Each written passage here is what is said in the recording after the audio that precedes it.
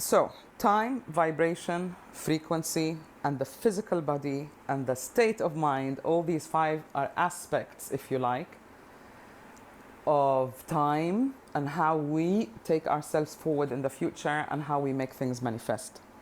So today I'm going to chat to you about time because I noticed that everyone is worried about the future.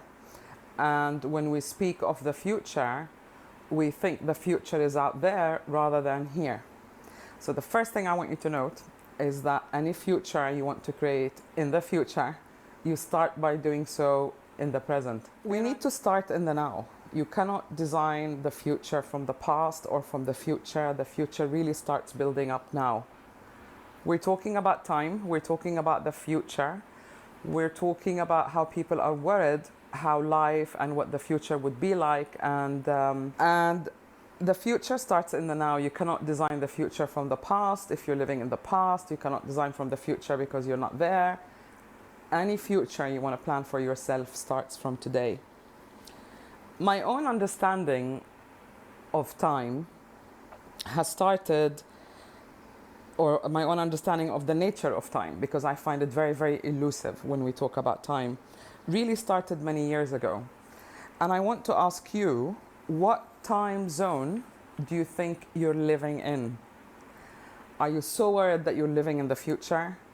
Are you so overwhelmed by your past that you're still living in the past? So keep that in mind as we chat today about the future. So my understanding of time started when I was a child. I mean, even as a child, I noticed that time is elastic. Well, haven't you? When you're playing and you're having fun, time seems to go really, really quickly. And also when you're panicking in an exam, time seems to go by very quickly. And then time seems to go really, really slow, like today. When you're bored, when you've had your fill, when you're waiting for a loved one to arrive home, it just goes so slow. So what does that tell you? It's elusive because really time stretches.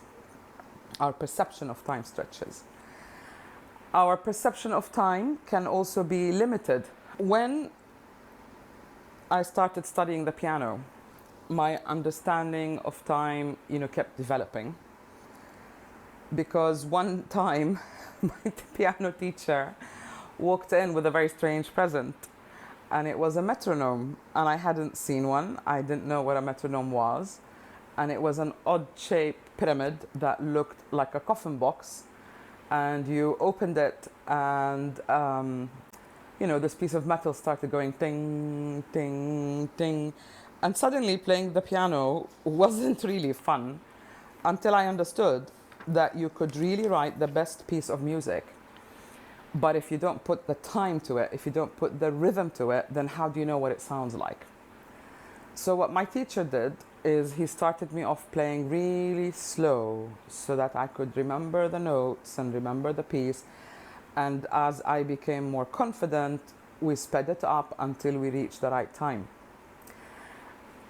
And this kind of stuck in my mind that if I want to learn something new, if I want to program for something new, I'd cut it into smaller segments and I'll focus on a segment until I really had, grasp of it, and then I'd run with it.